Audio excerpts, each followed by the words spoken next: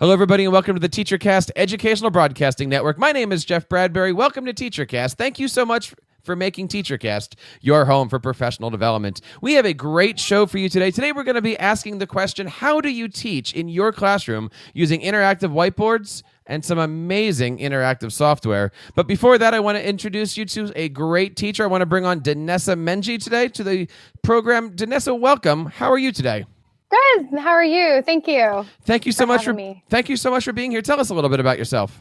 I've been teaching English and language arts for about 16 years in Oakdale, California. I've taught 8th grade English, and next year I get to teach Project Lead the Way, so I'm excited. That sounds pretty awesome. And I understand that you've got some pretty amazing kids who are creating a pretty awesome social media presence. Oh, gosh, yes. We're working on Genius Hour. It's my 4th year doing Genius Hour, and I always do a project with them the second semester. So this year I've been toying with getting our YouTube channel they say famous, so I'm going to use my students' word and say famous. So we're plugging that, getting that monetized and the whole works. So here we go. Let's start there and tell us a little bit about that. How do you get kids to be so engaged in learning, so completely into a project? Tell us a little bit about some of the things that you're actually doing in class. I call myself lazy. I use the apps and products that my students are already using, and I pull them in the classroom. Right now, they're actually working on a Snapchat project, which of course they love. They created a new account on Snapchat based on a novel character, and they're creating 10 snaps, either pictures or videos based on the character.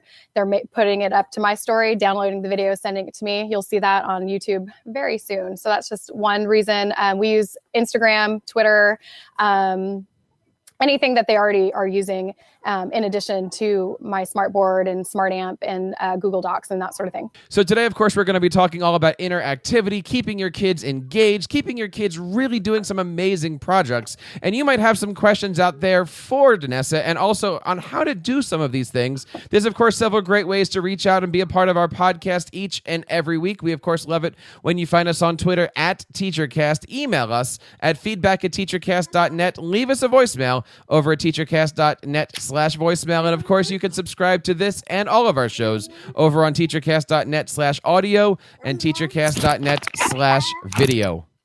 So, Denesa, let's talk a little bit about some of the things that you're doing in your classroom. I understand that your kids are using something called SMART Amp, right? Now, we all know about smart boards. We're going to talk a little bit about those today and how interactivity works. But you're using something pretty innovative called SMART Amp. Tell us a little bit about what that actually is. SmartAmp is an interactive software where students can be in groups. They can be singles. They can be full class. In our class, other classes, I collaborate with, or my students collaborate with other classes in across the country and other states. Hang on, baby. And it's a great way for them to connect and collaborate and research. And it's student-led. They add videos. They can add pictures. They can add text.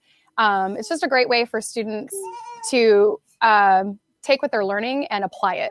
So tell us a little bit about how the AMP system works. What kind of devices do you have, or what kind of devices do you need to have every kid be able to use the AMP software? It's a cross-platform because it's web-based. It could be on your Chromebooks. It could be laptops. It could be PC, iPads, Macs, cross-platform. So anything with an internet connection. And when we're looking at some of the projects, what have you created or what are you currently working on with the software? When I first started, honestly, I didn't get SmartAmp, and Smart will be the first ones to admit that I didn't get it because I was like, okay, I get it for math, right? Collaborate on math projects or problems or science, figuring out different, gosh, I'm losing my train of thought, but just that seemed more hands-on, more that sort of thing. So my first project with my students was creating a story, and I put pictures on the screen of, in the space of different items, and they had to collaboratively come up with a story based on those pictures. So I gave him a first line, I gave him a middle line, and I gave him a last line, and it turned out amazing. And I couldn't believe that just such a simple tool would pull such collaboration. And then from there, I went into, for 7th grade, we talked about plot and what the mapping it out. And so we'd watch Full House, because who doesn't love Full House? And so as they watch in their groups, they would I would have the roller coaster on the screen, and they had to pull in which part of the roller coaster was the part of the plot graph, and then they'd have to collaboratively decide through their chat box what part was exposition, what part was rising action, climax, falling action, resolution. Most recently, we've been working on the space race. We listened to, before we dive in, I wanted to know what students knew about the space race. So in their collaborative groups, they put what they already knew, and then we watched a short video through SMART Amp. They watched it, they talked about it, and then they researched each of the people in the video. It was like a 2-minute video overview of space race and who was important and why, and they got to decide who won the space race, because the video didn't say, and how they thought, who won. And most of them chose the Soviets, which was interesting, because we, growing up with all that, we know we won. But and then we listened to JFK's speech and went from there. So I love it for diving into the information and students owning it. I do Eleanor Roosevelt, who I love, and I could teach the information. We can, all teachers, we're good at our jobs. We can teach the information, but we'd give students some broad questions or some broad overview, and they dive in and do the research themselves. They learn so much more than I could ever cover. And that's what I love SMART Amp for. Now, somebody out here listening to the podcast might say, but I have access at my school to another set of tools that does something similar. What makes SMART and SMART Amp stand out amongst the other competitors that are out there in the field? And I agree with them.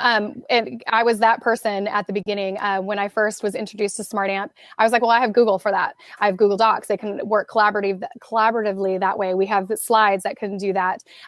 It's just the space is built differently. You can zoom in, you can zoom out, you can create different, as I move my hands all over, sorry, bookmarks for where you want them to go. You can mix up the groups yourself. You can choose the groups. It could be random. You can connect. They drag in. They control the space. Like it's almost an infinite space, if that makes sense. And it's just a different feel, and it's built for education. SMART has always been, in my book, they always listen to the teachers, and it's exactly what teachers, I feel, they need. And every time I get a teacher to look at SMART Amp, they love it, and the kids love it, because it is collaborative. They can be working side by side, or they can be across countries in a different time zone working in the chat box. So it's real time. It's easy to use, easy to navigate. The kids can drag and drop. It's super easy to use. Now, I bet that explains it. no, it does. But I'm listening to you give this wonderful explanation going, I bet it takes a long time to put together lessons that are this engaging for your students. No, I don't think so. I think the first time if you plan too hard, I think that's too much. If you do broader spaces, I think, where the students do the legwork, it's more valuable. And is SMART Amp software, is this something that's in your district or in your building, or is this something that you decided, I'm going to give this a try with my students? Being a SMART Exemplary Educator, I was access to it early. And so then I got the subscription to it. But since then, it's been growing in our district. So I think we're up to, I would say half our, I know most of our elementary teachers are using it. A lot of our junior high teachers are using it. So almost half, I would think. And I know you had mentioned, there is still a need to use the other applications, whether it be the Microsoft stuff, the Google stuff here. If you check out our blog post, which we have on this, it does show off that SMART Amp software is a Google for Education partner. So tell us a little bit about how, if I am in a Google district and I want to be also using the SMART Amp software, how do these things blend together? So with any of the Google partners, students log in using their Google ID, so there's no additional passwords. It's now linked to Google Classroom, so I can upload my classes into SMART Amp through Google Classroom.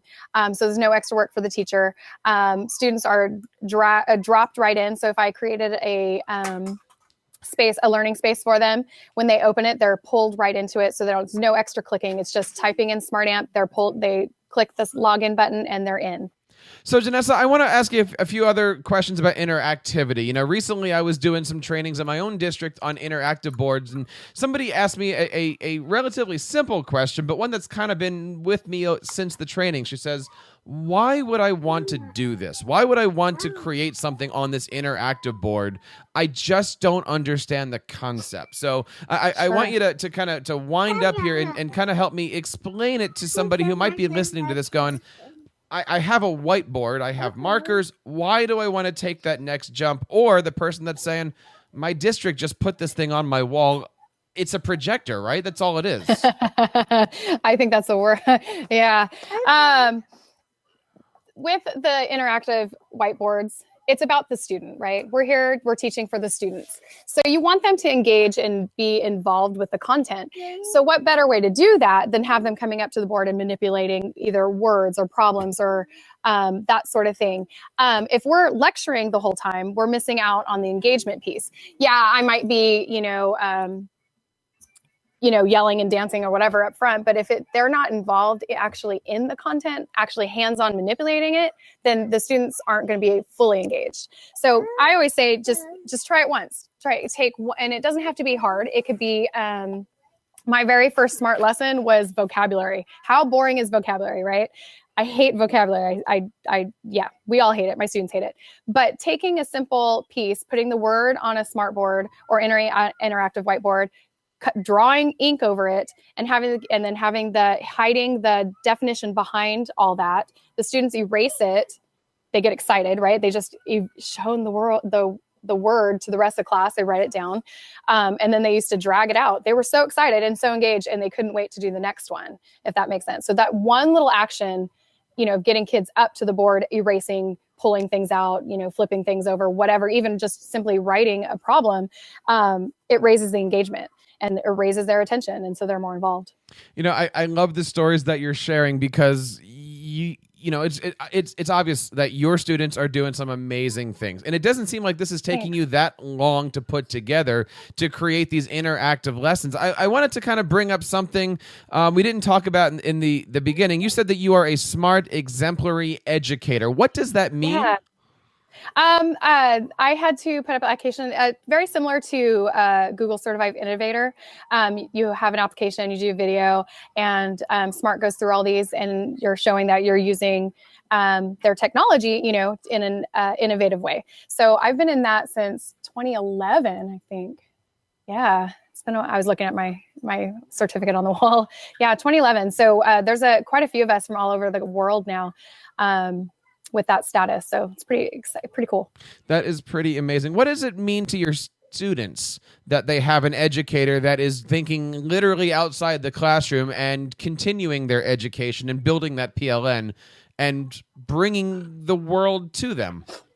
Oh, it makes the world smaller. I think they like that I'm, Google Certified Innovator, SMART Exemplary Educator. I think they know that I work hard for them. And I think that they put value in that. Not only do I care about them, but I care about bringing, the world to them.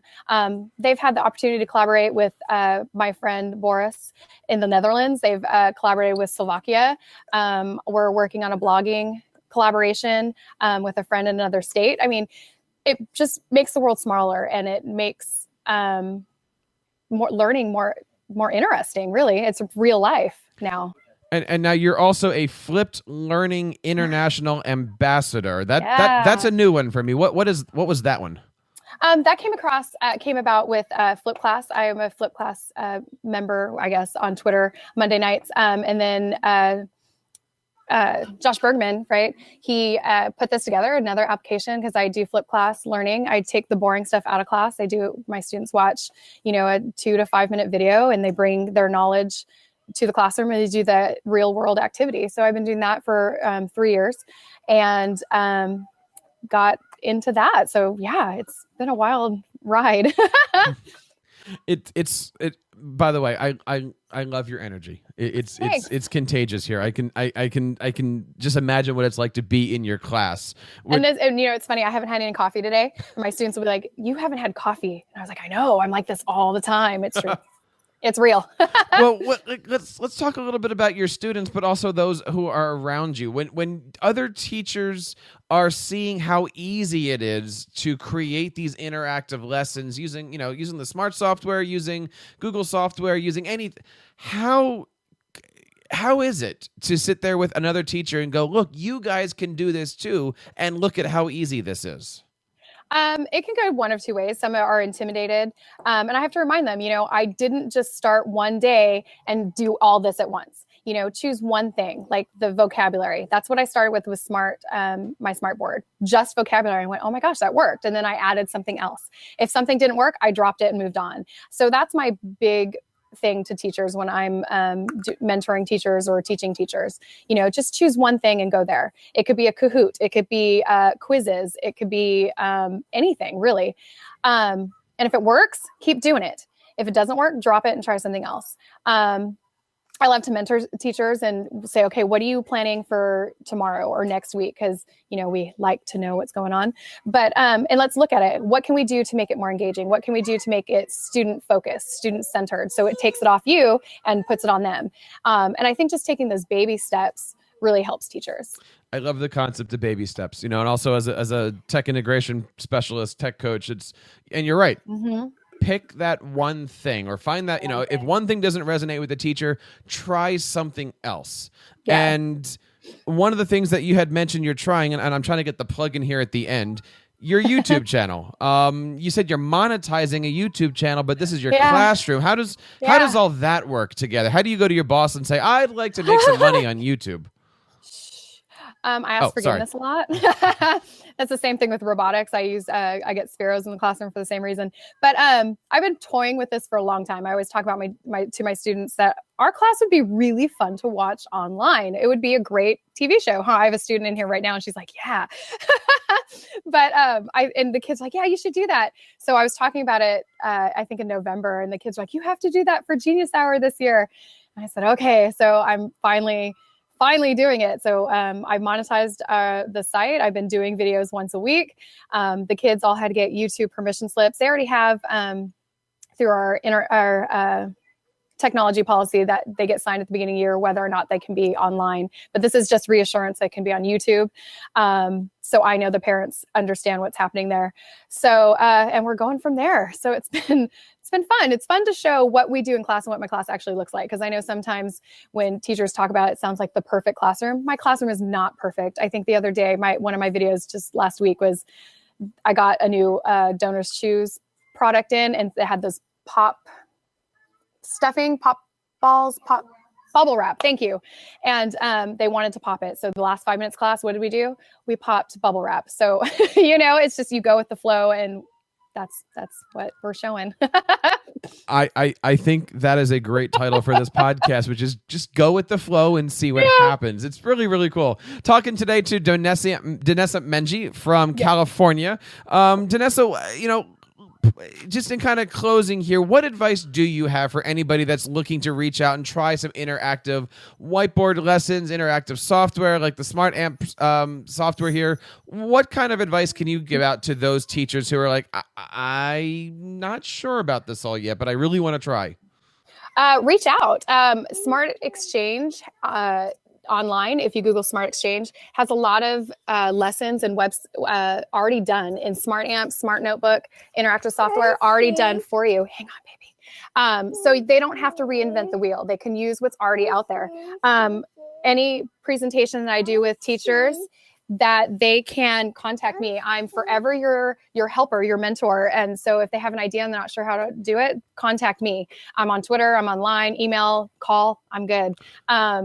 Because I think working together helps teachers be better for their students. And that's what we're here for. So just taking that one thing, one new thing, right? And where can people find you on Twitter? I'm at Jepson, Jepson. And what about your website?